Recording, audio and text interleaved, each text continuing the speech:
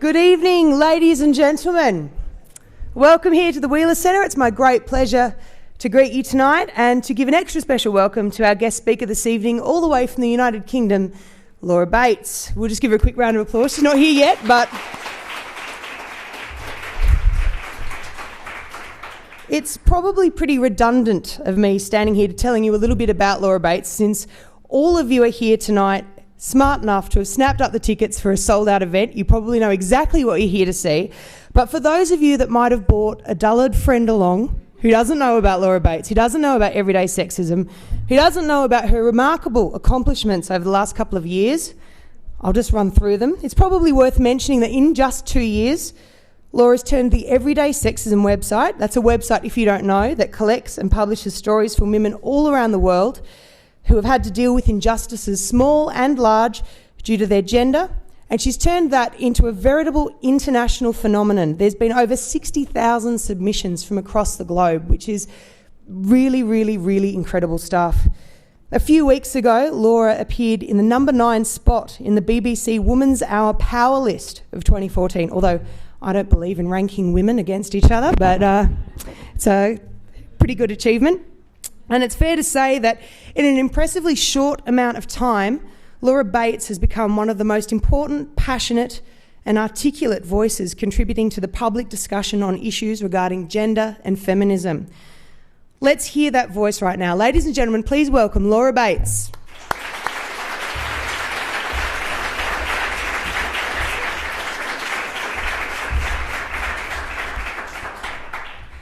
Oh, thank you so much for that lovely introduction, and thank you all so much for coming. I want to start by explaining how I came to be doing all this, because as you've just heard, it's been relatively recent and relatively sudden for me. Just over 2 years ago today, I was working in London as an actress. And when I say working as an actress, I mean going to auditions and not getting any parts and working as a nanny to pay rent. And it's funny because I didn't feel particularly aware of these issues back then, but there were certain things that were happening that were just very, very slowly starting to bring them to the front of my mind. Certain experiences I was having, particularly within the acting world. So, for example, I turned up one day to audition for an advert, and the advert was to sell a wardrobe. And I sat in the casting room waiting, and just as I got up to go in, somebody stopped me and said, "Oh, by the way, we've sexed it up a bit, and now you're taking your top off." And the thing is, quite apart from the reaction of "you're taking your top off," there was another part of me that was just thinking, to sell a wardrobe? Like, really? And so I was getting these casting breakdowns that would say things like, breast size and waist size, and then would kind of have these hilarious sort of juxtapositions of she's virginal, but she's also a vixen, or like she's naive yet fuckable, and it was just kind of just hilarious, these kind of unrealistic descriptions of women through a man's eyes, and then about whether or not you wanted to sleep with her, but really nothing else. And my partner was an actor as well, and he would get casting breakdowns that would say, he's an architect, he has this kind of relationship, he's a hard worker, these are the things he cares about. So there was a really interesting difference going on there. And as I said, I wasn't getting very many jobs, so I was also working as a nanny, and I started to notice that the little boys I was looking after were running around outside and playing football and doing their homework and laughing and doing all the things I expected. And the girls, even at the age of 9 or 10, were worried a lot of the time. And they refused to eat pasta one night because they'd heard somewhere that it made them fat, that pasta made you fat. And they'd used phrases like thunder thighs when they were talking to each other. And so I kind of started to feel like maybe I was seeing a kind of cause and effect, something about the media and the impact it was having, but it was still all kind of a little bit vague. And then I just had a week, purely by coincidence, when I was walking home one night, and it was quite a warm evening and the traffic was at a standstill, and some guys just started shouting out of their car window about what they wanted to do to me, about my legs. And then because the traffic was moving quite slowly, kind of competing with each other about who could sort of shout out the most disgusting things. And I just kind of shrugged it off and walked home and, felt not great about it, but just got on with it and didn't mention it, sort of like you do. And then a couple of days later, I was on the bus on my way home quite late at night, and I was on the phone to my mum. And I thought the guy next to me just accidentally kind of brushed my leg with his hand. And then gradually I realized that actually he was groping and stroking his way up my leg towards my crotch. And so I got up and I moved away from him. And because I was on the phone to my mum, I said what was happening in a way that I perhaps wouldn't have felt able to otherwise. And I said, "Oh my God, I'm on the bus. This man is groping my legs." And everybody on the bus heard me. And everybody on the bus looked out the window or looked down at their phones. No one stepped in, but more than that, there was this real sense of kind of embarrassment and like, what are you doing? Like, why are you talking about this? This is a woman thing, keep it over there.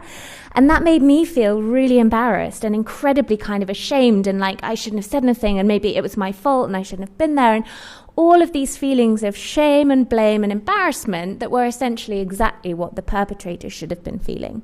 But again, I kind of got off the bus and I went home and I just sort of shrugged it off and kept going.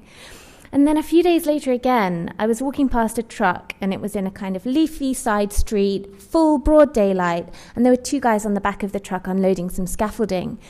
And as I walked past, one of them just turned to the other, looked me up and down, I was a metre away, and said to the other guy, "Look at the tits on that." Not even her, but that. And again, what kind of struck me was there was no embarrassment, it was just completely normal. They knew I could hear them, I was right there, but it was as if I wasn't even kind of a human being. There was no kind of shame or embarrassment on their part, no sense that there could be any repercussions or that maybe, they wouldn't want me to overhear them, and that was really interesting. And kind of sat down after these events and just started thinking about the week I'd had, and I started thinking about all these things that had happened, and there were several other things as well around the same time. And the thing that just suddenly struck me was that if they hadn't all happened within such a short space of one another, which was making me think about them, if any one of them had happened on its own in isolation, I never would have thought twice about it. And I sat there and I started going back in my mind, and probably I imagine most of the women in this room could do this. And I started thinking about all the other incidents that had happened over the months and over the years that had been similarly severe, but I just never mentioned them to anyone. I just carried on and shrugged and not made a fuss, kind of like you do. And so I became quite interested in this issue, and I couldn't help wondering why it was that we weren't speaking up about this, why it was that I was so used to this, why was it so normal? And so I started talking to other women that I knew, women I just met, older women, younger women, and just saying, have you ever experienced anything like this? Not necessarily in the street, but maybe in the workplace or at university or anything. And I honestly thought that maybe one or two people would say, oh yeah, maybe 5 years ago this happened to me, or I once had this thing, I had a job where this happened. And it could not have been more different. Every woman I spoke to had a story, but it wasn't just one. It was, oh yeah, on my way to meet you today, this happened. And yeah, like most days at work, this happens. I spoke to a woman who worked in an office and said that the guys in her lunch would go to a strip club at lunchtime, and often they'd entertain clients there, so she would miss out on those deals. She said that when women were coming in to apply for new jobs at the company, they would print off their pictures and hold them up across the office and give them ratings out of 10. And I said, but isn't there something you can do about it? Surely that's not kind of allowed. And she just said, well, probably officially, if I really, really wanted to, I could make a complaint, but I just wouldn't have a long career at the company. I'd be making a fuss and everybody else gets on with it. It's the same across all the offices. You just wouldn't do it. You just wouldn't rock the boat. So I thought it was really bizarre that all of this was going on, but so many of the women I spoke to specifically said to me, gosh, until you asked me, I've never told anyone any of that. So I tried to start talking about it because I felt like these stories needed to be heard. And again, I came up against this brick wall of a reaction, which was that people said to me, oh no, sexism doesn't exist anymore. Women are equal now, more or less.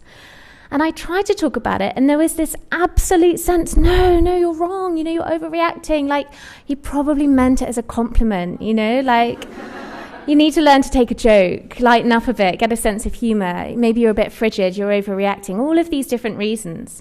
And so I kind of thought, okay, maybe, I don't know much about this. Maybe they're right. Maybe I am overreacting. Maybe women are quite equal now. And I didn't really know. And I think in my mind, I kind of thought we roughly were. So I thought I'd look into it in kind of various different areas of life. And these are some of the things that I found. So I'm from the UK. And when I first started out, I was looking specifically at the situation in the UK. And when I started doing that research, I found that Less than a quarter of our MPs are women. We have a cabinet of 22 at the moment, and only 3 of them are women. The UK comes joint 57th in the world for gender equality and political representation, and that out of 193 countries in the world, only 17 currently have female leaders. And against that backdrop, we had stories hitting the news in the UK, like one MP who was discussing the allegations against Julian Assange, which were at the time specifically this allegation that he had raped a woman who had previously consented. And this elected member of parliament said that this was not rape as anyone with any sense can possibly recognise it, which obviously goes completely against the law in the country that he's representing. We have a prime minister who told a member of parliament in the House of Commons to calm down, dear. We have another MP who, when a female MP called Louise Mensch in the UK decided to step down, she gave an interview with a reporter where she slightly disagreed with something her husband had said about the reason why she was leaving politics. And another MP in the UK, an elected representative who is still serving as an MP, wrote a message to her which he sent out on his Twitter feed, and it came up on his official MP's website and his Facebook page. And that message said, "Shut up, Menschkin. A good wife doesn't disagree with her master in public, and a good little girl doesn't lie about why she quit politics." So then I looked into law, and I found that 4 out of 35 Lord Justices of Appeal were female in the UK, and just 18 out of 108 High Court judges. And then I kind of thought, well, people are going to tell me that these are male-dominated areas, and quite aside from the nonsense stereotype that is, maybe I will just look into the arts in case people say, well, you know, it's probably really female-dominated in the arts, so it kind of balances out. Nope. I looked into it. In our National Gallery, it was reported in 2010 that out of 2,300 works, the collection contains paintings by just 10 women. At our Royal Opera House, it's been over 13 years since a female choreographer was hired to create a performance for the main stage. And out of 573 listed statues around the UK commemorating the people we're most supposed to aspire to and revere, only 15% of them are of women. And I looked into other areas. I found that fewer than 1 in 10 of our engineers are female. The Royal Society, which is one of our most prestigious scientific institutions, has never had a female president, and only 6% of the fellowship at the time were women, although very recently I'm afraid that's reduced to 5%. And in chemistry, whilst 50% of undergraduates are women, they're only 6% of professors. In the UK, women write only a fifth of front-page newspaper articles. 84% of those articles are dominated by male subjects or experts. Women directed just 5% of the 250 major films of 2011, and while only around 1 in 5 of our UK architects is female, 63% of them report experiencing sexual harassment during the course of their careers. And then finally, I looked at the statistics that really convinced me. I found that over 2 women per week are killed by a current or former partner. There's a phone call to the police about domestic violence once every minute. A woman is raped every 7 minutes, adding up to over 85,000 rapes and 400,000 sexual assaults every year. And a woman in the UK has around a 1 in 5 chance of being the victim of a sexual offence and a 1 in 4 chance of experiencing domestic violence. But in a Home Office survey as recently as 2009, 20% of the UK public said it was acceptable in some circumstances for a man to hit or slap his wife or girlfriend if she was dressed in sexy or revealing clothes in public. And 36% said a woman should be held fully or partially responsible if she's sexually assaulted or raped whilst drunk. And worldwide, 1 in 3 women on the planet will be raped or beaten in her lifetime. So suddenly that argument that I really shouldn't be making a fuss about this because everything was fine and women were really very equal didn't seem to stand up. So I decided that there was a big problem, but I couldn't even start to think about solving it if people didn't acknowledge that it existed. There wasn't any point, we had to kind of cross that hurdle first. So I decided to focus instead on getting people to just accept that the issue was there.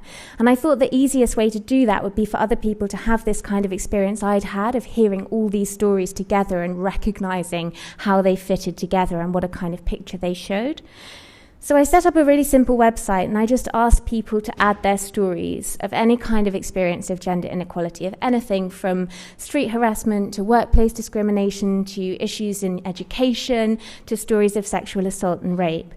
And the reaction was completely overwhelming. I thought that maybe 30 or 40 women would add their stories, and instead the whole thing just completely and utterly snowballed. We heard from women all over the world, from all different backgrounds, women of all races and ethnicities, of different gender identities and sexual orientations, disabled and non-disabled, religious and non-religious, employed and unemployed. We heard from a 7-year-old disabled girl in a wheelchair and a 74-year-old woman in a mobility scooter who in the same week recorded almost identical experiences of shouted abuse about female drivers. We heard from a schoolgirl and a widow who'd both been groped and pestered for sex. A reverend in the Church of England who said that she was constantly being asked if there was a man available to perform the service, but it was nothing personal. A man who was congratulated for babysitting his own children. A woman in the city who was asked if she wanted to sit on her boss's lap to get her Christmas bonus. A woman who worked in a video store who found that every time she went up the ladder to get fresh stock from the storeroom, her boss would smack her on the bum, and when she came back down, he'd just look down her top and say, "You know why I hired you." A waitress who was told to either resign or have an abortion when she became pregnant. A midwife who was regularly sexually assaulted by a senior male colleague. And a DJ who told how constant groping and harassment had made her come to dread the job that she'd once loved. And in addition to these kind of personal experiences, women also were reporting wider issues like the incredibly narrow media portrayal of women's looks, the fact that we saw women's bodies everywhere in the media, but it was only one very specific type of woman's body, a white woman, a thin white woman, a thin, long-legged, large-breasted white woman, usually very young, usually with long hair, usually not wearing very many clothes. And they also pointed out the kind of issues that we were being bombarded with in the media, telling us what women should be worried about, what kind of things we should be concerned with and concentrating on. And the way that dehumanized and sexualized parts of women's bodies were used to sell completely unrelated products, from a burger to a betting website. And they also noticed and started flagging up how women in the media always seemed to be judged first and foremost on their looks and their sexual value, regardless of the reason that they were in the media in the first place. Whether they were somebody who'd been accused of committing a crime, somebody who was a victim of a crime, or even a politician. And then amongst all of these entries, something really interesting happened around kind of September, late September of the first year that the project started. We had a sudden surge in entries, and it was the first time when we'd had a huge number of entries coming in that all kind of were talking about the same thing. And they were all talking about Freshers Week, which is the first week of university for new students. And I'll always remember the very first one of these messages that came in, because it kind of heralded this wave afterwards. And it was sent by email, and it came from a student who was about to start studying physics at a very well-known London university. And she forwarded me an email that she'd received from the official Physics Society of the university. And the email said, "Freshers' lunch. This will be mainly a chance for you to scope out who's in your department and stake your claim early on the 1 in 5 girls." And she said to me, I don't think that I would be able to sort of say anything about this, because I think I'd be told that I was overreacting, but I'm about to start going into this incredibly male-dominated sphere and hopefully have a career in the area, and my male peers have just been sent the message to mark me out as sexual prey before I've even met them. So I started looking at the Freshers' Week events that were going on at universities around the country, and here's what I found. Almost every event title sends the message, usually at events that are sponsored by or in association with the universities that these students are studying at, that men are CEOs, pros, geeks. They're powerful, they're talented, they're intelligent, while women are valued by their sexualization alone. And it's important to say, I think, this was not for one moment about suggesting that women shouldn't be able to dress however they want. It was about the idea of choice. It was about the fact that the options for women were the same every time and were incredibly narrow and specific, whereas dressing up for men seemed to have a completely different connotation and be much more about kind of fun and variety and playing around. And this idea of kind of sexual pressure and sort of pigeonholing female students was backed up by a lot of the stories we got about initiations into kind of social clubs and sports clubs at universities. One girl wrote to us, "One of the freshers' events organised by our halls of residence was a girls and guys pub crawl. We were split into one group of girls and one of guys, and each group went off on different pub crawl routes. All the girls were encouraged to wear pink and dress slutty. We also had to come up with a slut name, which the older students encouraged us to write across our breasts. Upon arriving at each bar, one of the older students would shout out a word which was code for us to flash either our tits or our arse or dance in a seductive way in front of the men in the pub. I didn't take part in this or adopt a slut name, and was told I was being too uptight and not getting into the spirit of Freshers' Week. The whole thing culminated in the girls and guys meeting up in the student union, where we were informed that the older students had organised a competition with prizes. One prize was for the slut who collected the most ties from the guys, and one for the lad who collected the most bras from the sluts. I walked out on a scene of groups of drunk male students forcefully taking off the female students' bras. Another student wrote, one of the initiations into a social club within the first month of uni was to down a bottle of beer that a man was holding in his crotch. I didn't realise what they were going to do as we were facing the other way when they shouted, "Down it, bitch." It was awful, but I felt like such a wet blanket with everyone cheering on. And there were hundreds and hundreds of these stories. They were by no means isolated incidents. And in fact, a huge number of the students mentioned competitions and point systems for sleeping with freshers, particularly and specifically female freshers, often coming from the older students who were supposed to be there to look after them and help them settle in. One student said, the boys who worked behind the student union bar used to play fuck a fresher at Freshers' Week. There was a point scoring system, bonus points if you brought the girl's knickers in, especially if you took her virginity. Another girl described a night where female freshers had to dress up as foxes, male freshers had to dress up as hounds, and the second and third year guys dressed up as huntsmen. And the idea was that the hound had to catch a fox for his huntsman. Another student said it was called seal clubbing at her uni, at another it was called sharking, at another one it was simply called fuck a fresher week. This was something that was so widely kind of known about and understood that it had these specific names at different universities. And so the more you hear about this stuff, the less harmless it sounds, and the more it kind of starts to sound like part of something wider. And that's when you kind of think about the fact that these are the CEOs and the politicians and the business people of tomorrow. These are the attitudes about women and their place in the world and behaviour towards them that they're taking out with them into the workplace. And one girl wrote to us about this, and she said, you know, the guys in my year, they have this chant that they do. It's a drinking game, and it's about sluts, slags and whores. And she said, I've talked to people about this, and they said it's just boys being boys, but we'll be graduating next year and we'll be going out into the workplace together. And this is something that I'm terrified of carrying on into my career, of impacting on the way that I socialise with my colleagues. Why is there this assumption that it will suddenly stop as we leave university? And this is something that's really a big issue at the moment, particularly in the UK, but also around the world. In the past year alone at UK universities, there was a group of boys suspended for going out in casual rape t-shirts. There was a Freshers' Week poster at one university that had a picture of a t-shirt on it which had the slogan, "Last night I was raping a woman and she cried." There was a university rugby club that was banned for playing a game called It's Not Rape If. There was another university where an email was sent out to a freshers' society encouraging the guys to spike the girls' drinks. There was a video that emerged from a university in Scotland which showed a group of hockey players on a bus chanting about sexual assault.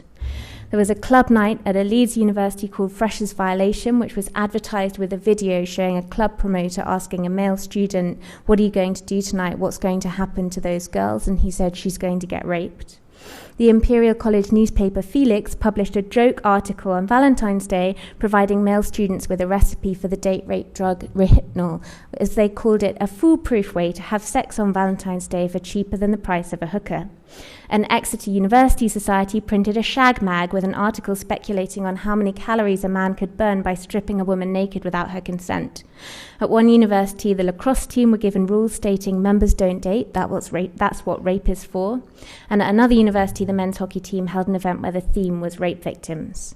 And the spread of these ideas is prevalent online too, where websites like Unilad, the Lad Bible, University Spotted pages, and Confessions of a Uni Student help to kind of particularly push them in the direction of students. I'm talking about entire websites where across thousands of articles, mostly about women, you won't see a single female name because they are replaced with wenches, hoes, clunge, skank, sloppy seconds, pussy, tramp, chick, bird, milf, slut, and gash. They're part of a growing culture in which the targeting of female students as prey, as sexual prey, is actively encouraged, even when it verges on rape and sexual assault. They're websites where there's become a real kind of prevalence of, instead of using a woman's name, giving her a number out of 10. So a lot of the stories on there will start with things like, last night I was smashing in a solid 6 out of 10. And these are websites with articles saying things like 85% of rape cases go unreported. That seems to be fairly good odds.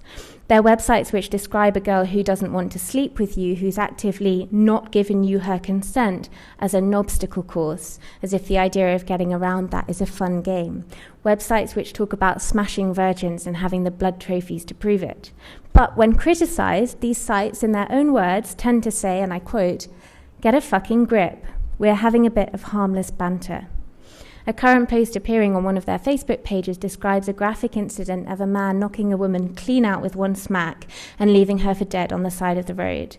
Another one has a picture of Lady Gaga with the caption "smash or dash," and one of the comments immediately underneath says "smash" in the face with a brick. And yet they're described as harmless banter.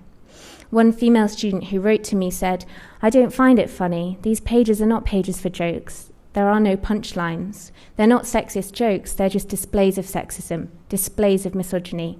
But when I asked her if it would be okay for me to quote her and to kind of say what she'd said, she wrote back saying, "Please, please keep me anonymous." She said, "I'm afraid of these people.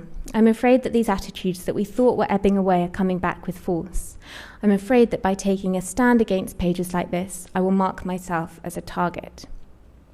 And also internet memes and kind of banter online, on Facebook, on other kind of media, see content relating to rape and domestic violence being shared, liked and laughed about with startling regularity. I want to kind of give you an idea of what I mean by this, because we ran a Facebook campaign that specifically cracked down on Facebook allowing these images on the site. And one of the things that frequently happened was that people said, "Well, why are you offended by a joke? You shouldn't be saying that people couldn't joke." And what we explained was that Facebook already had in place specific policies on sharing racist content or homophobic content. But at the time, although they have now changed it, they didn't accept that there was such a thing as a kind of form of gendered hate speech. This is the kind of content that we're talking about, which still proliferates elsewhere on the internet. But these slides do come with a trigger warning. They're quite graphic, so please feel free to look away if you think that you need to.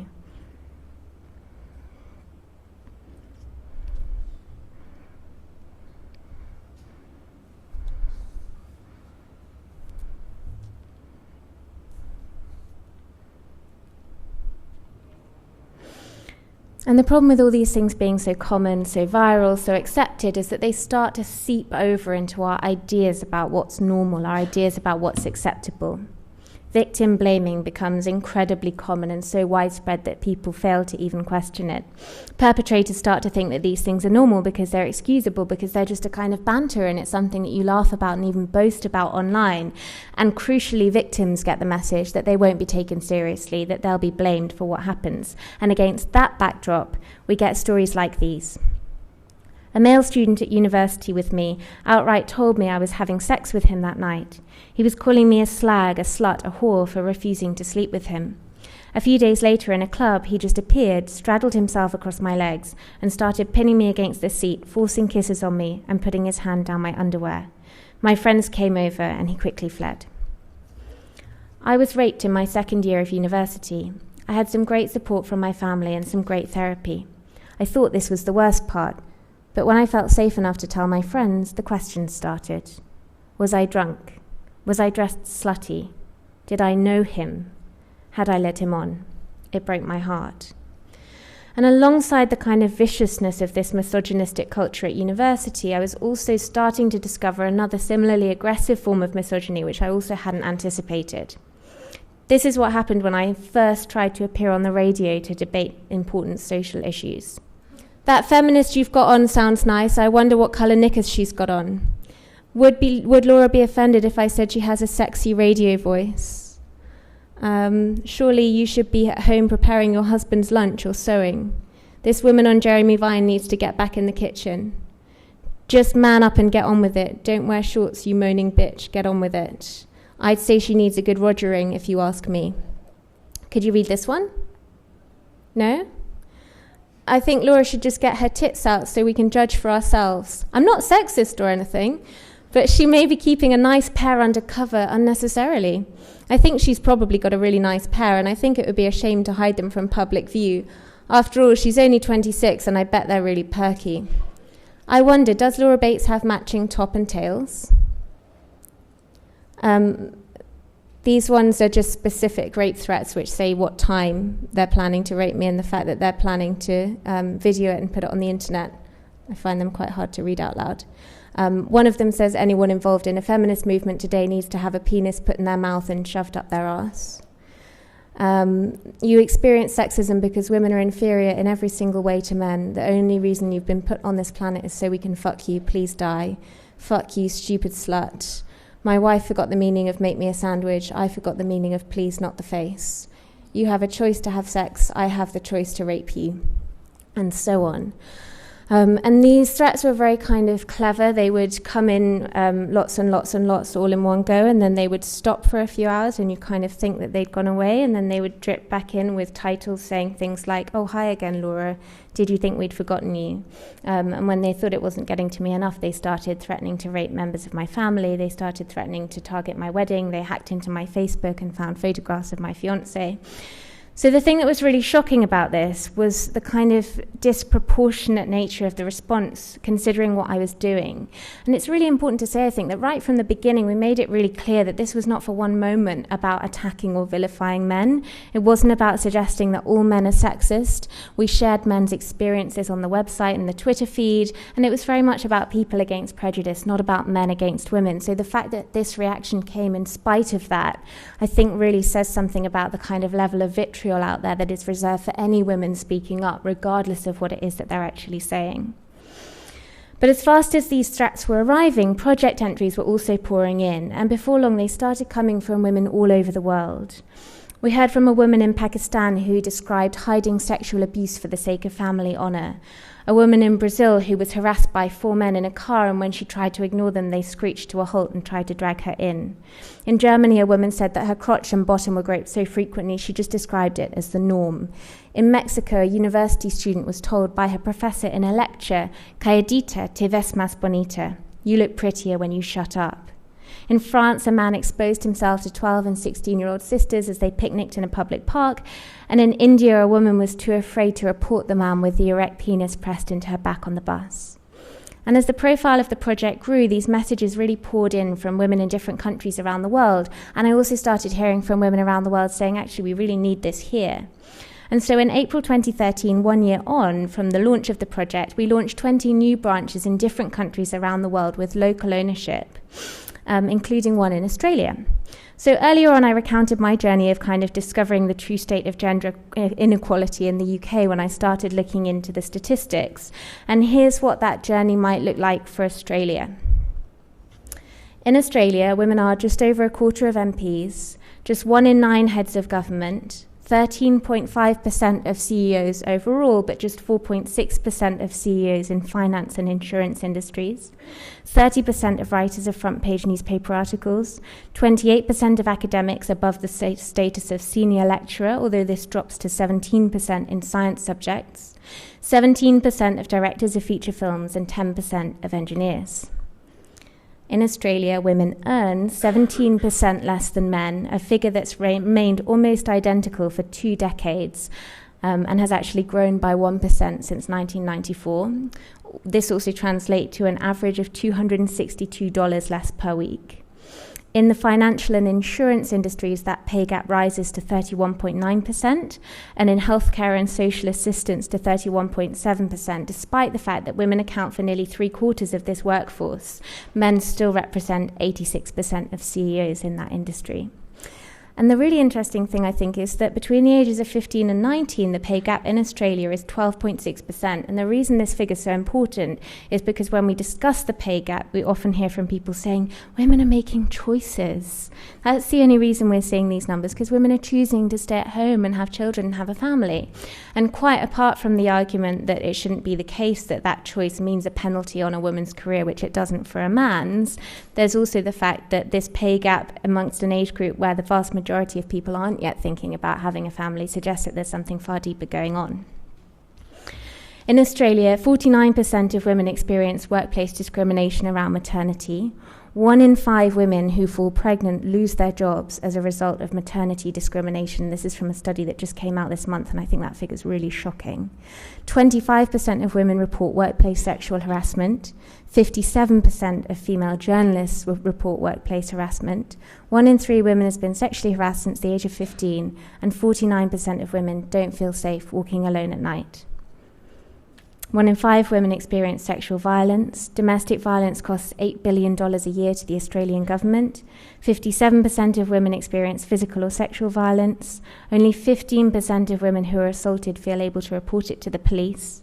Over 80% of women in prison have been sexually abused at some point in their lives, and disabled women, Indigenous women, sex workers are overrepresented as victims. And in Victoria, intimate partner violence is the leading contributor of preventable death, disability and illness in Victorian women aged 15 to 44. It's responsible for more of the disease burden than high blood pressure, smoking or obesity. I want to just read you a few of the entries that have come in the last couple of weeks to the Australian Everyday Sexism Project. When I was 14, walking up my street, I was catcalled and yelled at by middle-aged men. It made me feel uneasy and disgusted. I confessed to a male friend that a guy I knew in high school used to push me against walls and choke me until I couldn't breathe. My friend laughed and made a joke about kinks. When I was 17, I was told during a mock job interview that I should have worn a skirt and more makeup if I was serious about the job. I was walking with my sister in the middle of a large city in broad daylight.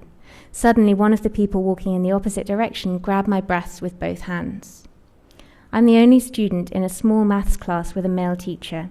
About 2 weeks ago, I queried a statement he made on a calculus concept, and he replied, "Well, I think you need to go back to the kitchen where you women belong and mull that one over, sweetheart." And like the UK, Australia also sees its fair share of sexism in the media and public life, most recently exemplified by the treatment of Julia Gillard. And I'm just going to touch on this briefly because I imagine you're all probably more familiar with it than I am. New South Wales Senator Bill Heffernan famously claimed that she was unfit to lead the country specifically because she was deliberately barren, not a charge likely to be levelled against any male politician. When she spoke out against the misogyny she suffered in office, I think the reaction was almost more telling than the level and depth of the misogyny that she'd received in itself. She was immediately branded melodramatic and oversensitive. One Telegraph writer accused her of gratuitously betraying her emotional sensitivity. An opposition politician said that she played the gender card and demeaned every woman in this parliament, concluding, ironically, with a kitchen-related metaphor: if you can't stand the heat, get out of the kitchen. Which is quite funny because of the number of people who were telling her to go back to the kitchen.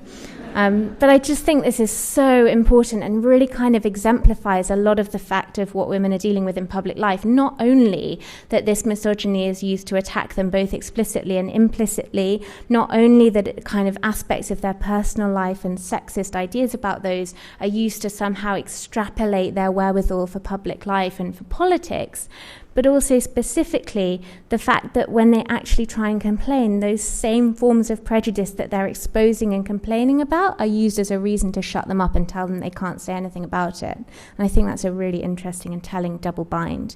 And this obviously isn't something that's just restricted to the treatment of Julia Gillard. A recent Sydney Morning Herald article described Peter Credlin, Tony Abbott's chief of staff, like this: 183 centimetres tall, with long dark hair, a taste for leopard print, and a collection of elegant size 11 stilettos. The term glamazon might have been invented for her. So the problem is widespread, and it's something that I think has many universal aspects to it. But if the project entries have shown anything, it's that all of these different things are connected. I really, really think that what's come out of it is that there is such a continuum, and that these more minor incidents, the things that we're so often told, why are you making a fuss about that? Why aren't you concentrating on something else? Don't worry about street harassment. It's just a compliment. The same ideas and attitudes about women that underlie them are also at the root of the more serious sexual abuses. And obviously it's more complex than saying that one directly leads to another, but I think it's more about looking at everything in context, about looking at what kind of creates the underlying assumptions that we have about women and their role in society, and how those perhaps create a fertile ground for the more serious offences to spring from. So, for example, we've seen women in the street dealing with the kind of harassment that we're told, don't make a fuss about, it's not a big deal, but when they ignore it, the person follows them home and it escalates and they've ended up being sexually assaulted on their doorstep.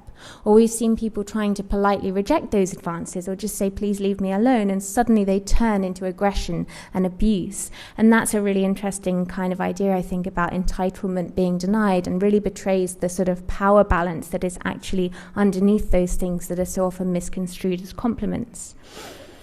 For example, again, in terms of looking at the connections of these things, we talk about the underrepresentation of women in politics and business, but that's in no way a completely separate and distinct issue from the sexualization of women in the media, for example. If women are battling desperately to get a foothold in a political world that's hostile to them, we have to take into account the impact of the fact that when Theresa May, our Home Secretary, makes a speech about politics, what we hear about in the newspaper is the shoes that she was wearing. These things are all connected. And the other thing that's really interesting is that the stories have shown that there's connections as well between different forms of prejudice that are intersecting with sexism and overlapping and having impacts at the same time. We've heard from women of colour who experience a particular form of racialised sexism, where they're either exotified or they're treated in a way that kind of manifests from pop videos and hip-hop videos. We've heard from Asian women who've had shouts about mail-order brides. We've heard from disabled women who are told, if you're just going to sit there in your wheelchair, you could at least get your tits out. A disabled woman who was asked to do a dance around her walking stick. Trans women who are constantly made to feel unsafe in public spaces. Gay women who are unable to walk down the street without men telling them that they'll turn them straight or asking if they can watch. Older women who again and again and again in their project entries use the word invisible. And so that's another kind of really important message. And finally, the other kind of connection that's come out of the project has been the fact that what men are dealing with is also connected. So when we hear from a man who's ridiculed in the office for asking if he can have parental leave, and a woman who's been denied a promotion because she's considered a maternity risk, those are not two distinct issues, but they're two sides of the same coin.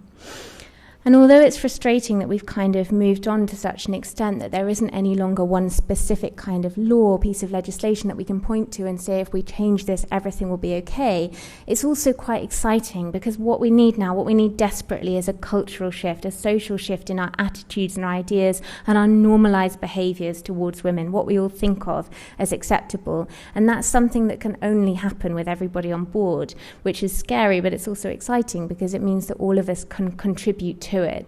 And it can be really minor things, and the really great thing is that since the project has reached such kind of high profile, we've started getting a different kind of entry, and they're entries which you could kind of call success stories, people who found their own very individual, very unique ways of standing up. We heard from a woman who was so sick of cold callers asking to speak to the man of the house that now she just puts them on to her 6-year-old son. And he sings them, "I'm sexy and I know it." We heard from a woman who was facing sexual harassment in an office, and she just found a copy online of her employer's sexual harassment policy and printed it off and put a copy on every desk in the office, and the harassment stopped. We heard from an engineer who was constantly being asked if she would do the photocopying for meetings, so she just started coming in 10 minutes early and breaking the photocopier before work. We heard from a group of schoolgirls who said that the boys in their class told them to get back in the kitchen when they raised their hand to give an answer in lessons. And then one of them came online one day and just stumbled across the project and got her friends and showed it to them and kind of talked about the other young girls who'd written on there about stuff they were dealing with and the fact that they were standing up to it. And together they started to stand up the next time the boys said this. And then later on they actually got the boys to have a look at it as well and started talking to them about it.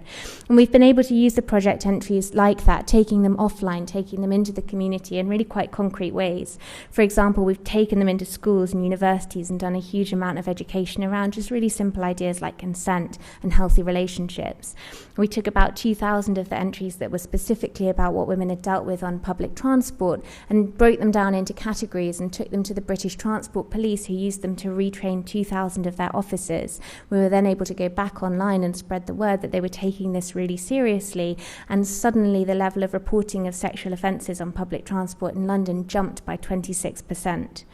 We heard from a woman who said she was a runner and she often got harassed but just thought it was normal, and then one day went out running and she'd been reading the project entries that day, and a man in a car asked her for directions and she went over and helped him, and then he leaned out of the window and grabbed her breasts really hard, really hurt her, and she said she felt all of the feelings crashing over her that she usually felt in that situation, shame and fear and the urge to run. But she also felt something she'd never felt before, and it was knowing that all those other women were standing up alongside her, and it gave her the strength just for a moment to stop and take down the number plate, and now the guy's been charged with assault. We heard from a man who said that he was reading the project and shortly afterwards saw some builders catcalling women from a building site, shouting, "Get your tits out," so he just quickly lifted up his t-shirt and showed them his. We heard from another man who'd been reading about the impact that these things had on women, and having never thought about it before, the next time he saw another man shouting at women in the street, ran after him and just tapped him on the shoulder and said, "Sorry, can I just ask you, why did you do that?" And that the other man had nothing to say because he'd never kind of stopped and thought about it before. And so as simple as it sounds, really that idea of just changing the things that we've never thought about before because they're so normal, because it's part of the wallpaper, I think is how we have to start to tackle this. I think it's how we have to start to make that shift. And what that means is that we all have the capacity to do that on some level in our own individual spheres. So be the person that talks to their children about consent. Be the person that's a cool aunt who buys a toy kitchen for their nephew or a toy chemistry set for their niece. Be the editor who illustrates a news article and doesn't use a picture of a pair of women's legs. Be the person who stands up in a meeting and says that office discrimination isn't okay if somebody's dismissing a woman because she's a maternity risk. Be the person that steps in when they witness street harassment. Be the person on that bus that stood up and said, actually, that's not okay. This is something that we really can do, and I really believe that we can change it, but we can't do it alone, and our voices are loudest when we raise them together. Thank you.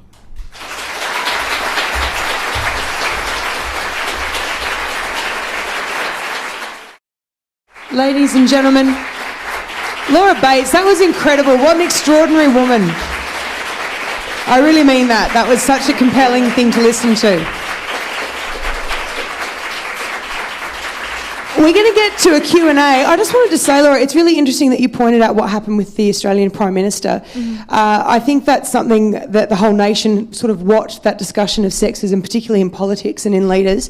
The day after that Julia Gillard had said that stuff, I was on 774, a local radio station, and they were doing a call-in, and I was there to sort of talk about issues of the day, and we had a lot of callers ringing about whether Julia Gillard was right or not right in saying that she had suffered from sort of sexist and misogynistic approaches. And I had some middle-aged guy ring up and he said, "You know what, Jess, I think you'll find that the most discriminated people in this country are middle-aged white men." Straight face. And the one thing that I remember thinking is I said to him, I think you need to listen to the women that have called up this show, because every single woman that has called up has said, I felt this when I watched the way that and it doesn't, I think it's both sides of politics. If you watch the way our Prime Minister had been treated, there was something in it that made you go, that's not right, and it's not all because of the fact that politics is a rough game. There's something more to it. And it's that kind of energy that you've sort of captured in this project about, let's talk about it and let's articulate it, because if we don't, it's this menace that's underneath and it hovers, and it's so dangerous if you don't talk about it. Now, speaking of talking about it, we've got time for a Q&A. If you have some questions or some stuff that you want to say to Laura, I've got a microphone. I'll run down there. There's a microphone on the left side of the stage too. So if you have something to say, please do put your hand up. We might start with this gentleman here. Thank you. Thank you so much, Laura. Appreciate it, and thank you for this beautiful organized that. Thank you for voluntary, and Mr. Michael. Hello, everybody. My name is Leon. Laura, thank you so much. I have two things for you. One, never not give up. Second, speak out. These lovely people behind you. I am from Middle East. In the Middle East, shoot in the head of women if you have education. I totally reject that. I stand up for whole humanity and all women in the world. That the problem here, I have one question for you. How we solve this problem, not why men do that, why we have disease. How we solve this problem rationally, nationally, and internationally. Thank you so much. It's a big question. How do we solve sexism, Laura? I'm going to give you 25 words or less to handle that one. But what a champion as well. That was it's good to have your support. Thank you. It is great to have your support. I think that question of how we do it internationally is actually very interesting because it isn't necessarily a one-size-fits-all solution. That's why I think it's very important that the branches of the project around the world that we have local ownership, because I think women in individual communities are best placed to know what it is that they need and what things would look like there. I think it's very important that we don't have a kind of white Western feminist white horse that seeks to ride in and kind of dictate what gender equality should look like. And also I think, there are countries around the world, there are 603 million women who still live in countries where domestic violence is not a crime. So there is actually a lot of legislative change that's needed. But I also think that there is a universality about the fact that violence against women has become part of the wallpaper. I think in countries around the world, there is this idea that it is somehow something natural, something inevitable, and that therefore the only way to deal with it is just to warn women, whether it's telling them that they shouldn't get the bus late at night, whether it's creating separate train carriages for them. And I think that perhaps one of the ways, if I can just give you one idea, because what a huge question, that we can tackle that internationally is by insisting on seeing this and framing it as a human rights issue, not a women's issue, not just for women to care about, not just for women to deal with, and not just impacting on women. And I think that it's absolutely vital that everybody needs to be involved in combating it.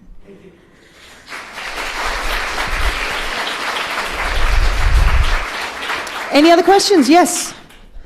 You go there. Hi, so I've got a question about a lot of women who are journalists or who build a profile online or in writing often get threats after the writing, so they get threats of rape and stuff like that. How do you deal with that? How do you walk out of your house and think, I might be a target today from somebody who really just hates me just because of the message that I'm trying to give or that I'm trying to raise a profile? I think it's a really difficult question. I think everybody deals with it in different ways. One of the things that makes me very angry is that you see a lot of people trying to dictate to women how they should deal with it online. There's been a lot of dialogue around this in the UK recently, and there were a lot of people saying, don't feed the trolls. Get offline, turn it off, just go off Twitter if you don't like it, if it's upsetting you. And that really, I think, is very frustrating because it's silencing women's voices. I think that you have to find the method that works for you. The first thing I'd say is I'd really encourage anybody who receives a direct threat of violence or rape online to report it to the police, to get the police to try and trace the perpetrator, because it is just as illegal online as it is in the street, face to face. But also I think we have to keep shouting about this and fighting back because it's an untenable situation. It cannot go on like this forever. And people have found very distinct ways of doing that. And I just really think it's important that women are able to do what works for them and that we don't say turn it off or do this or do that. For example, Mary Beard, who's a historian in the UK, was receiving some really nasty specific trolling, and she retweeted it and chose to share it with her followers. And it was spread so widely that somebody saw it who actually knew this guy's mum and wrote back and said, maybe we'll tell his mum. And he wrote back immediately saying, oh my God, I'm so sorry, please don't tell my mum. Or there's a politician in the UK called Stella Creasy who's doing brilliant things for women, and she had a guy writing to her asking to see her pussy. So she encouraged her followers to bombard his account with images of kittens, which they did all day until he wrote back at the end of the day begging them to stop and saying, I get it. I've heard another story about a woman who runs a blog where she gets really violent and threatening comments, and she chooses to publish the comments so the person's name comes up, but she changes the text of it to say, I just really love your blog and I just think you're amazing, and then gets them writing back saying, that's not what I said actually, and then she just keeps changing it. So, I think that there are myriad different ways to respond to this. I think we need to see more action from the police on it. I think that when someone has done something illegal, we need to get better at e-crime and tackling that. But I also think that finding a support network can make a massive difference in terms of what you said about leaving the house and how that makes you feel. And for me, although friends and family being supportive has been incredible, the most incredibly helpful thing was the support of women who'd experienced the same thing, women within the online feminist community. And the kind of tipping point for me was talking to one of those women who showed me some of the threats she'd received, and one of them was actually identical. It was the same text that had been copied and pasted, and that gave me this massive sense of relief because I recognized that it hadn't been written for me. So that was my personal kind of moment of feeling safer, and I think that can be very helpful as well. I would just like to say that I went to a private girls' Catholic school, and they supposedly prided themselves, I don't think that's a word, on their feminism and how much they, promoted it. But when I was in Year 12 last year, they brought out this new rule that everyone's dresses had to be below the knee. And some of my friends who didn't have dresses below the knee were told they looked like a tart. They didn't respect themselves by teachers. And I was told personally that my skirt was too short and it would make the male teachers feel uncomfortable. And I just thought that was disgusting on every level, because for a male teacher, I would expect to have the professionalism to not sexualise me. And even if I've got a short skirt, that doesn't reflect anything about my sexuality or anything. And so I did go to the principal and we had a meeting about it. And I just think that it's imperative that projects like yours are really promoted throughout schools, especially in ones which can be extremely hypocritical. And I just think it's such a great project, and congratulations for starting it and everything. Thank you.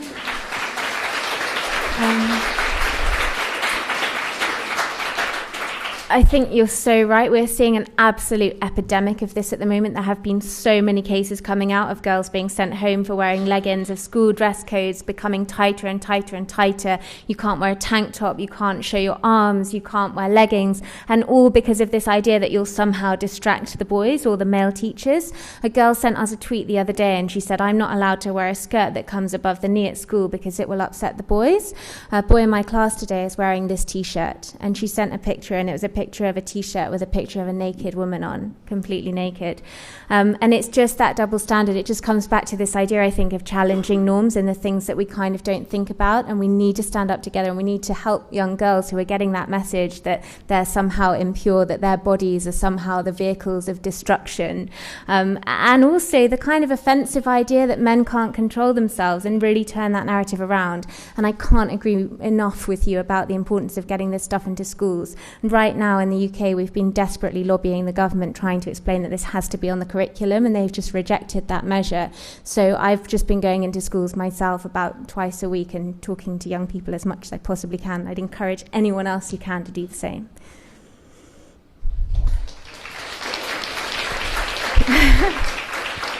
Hi.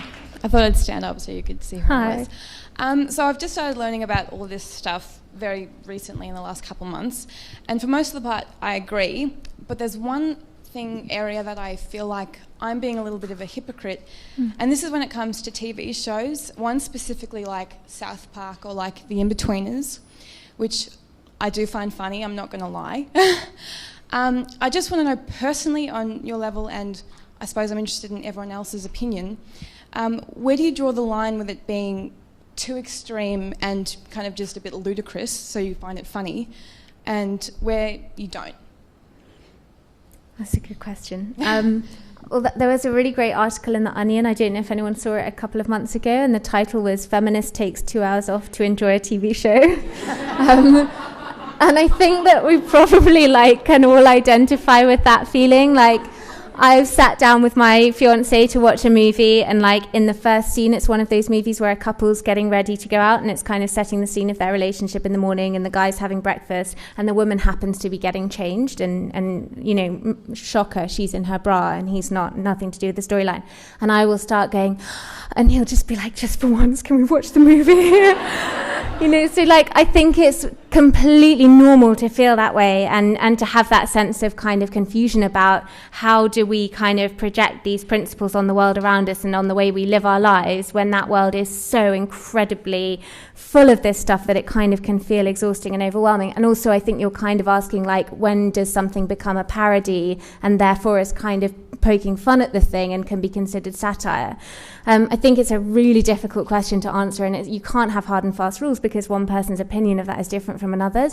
But I think that we can maybe hold people who make art and culture to a higher standard in terms of that idea of satire, because there is a really low bar at the moment of people, particularly I'm thinking of certain comedians who kind of talk about rape and make rape jokes and then say that it's ironic when it's not. And the word ironic shouldn't be used unless it actually is ironic.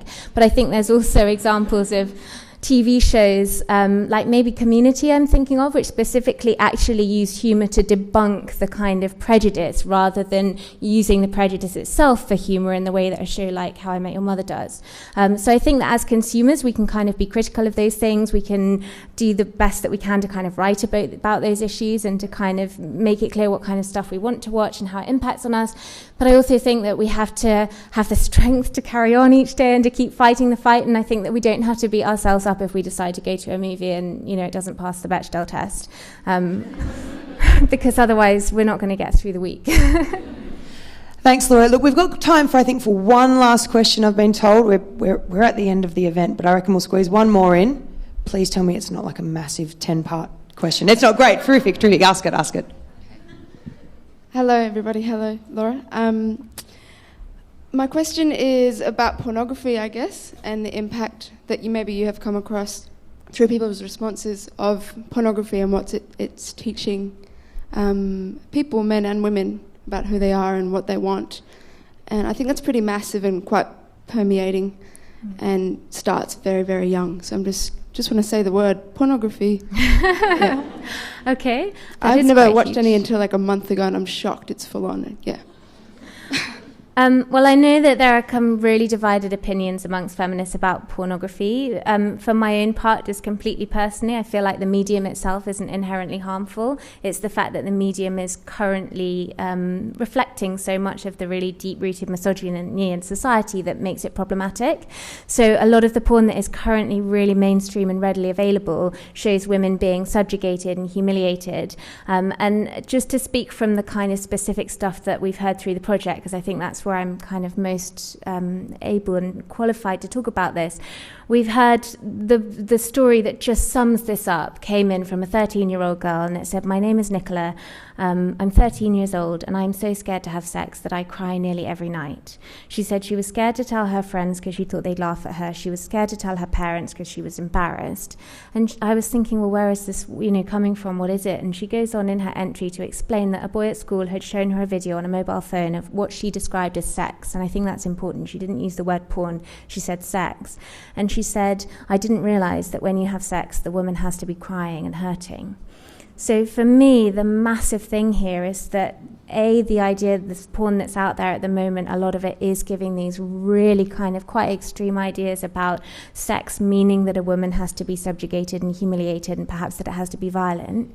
But secondly, and crucially, that if young people are seeing this stuff, which we know they are, we know there's no stopping that, we know they're seeing it, they're exposed to it, why aren't we giving them the tools to help them deal with it?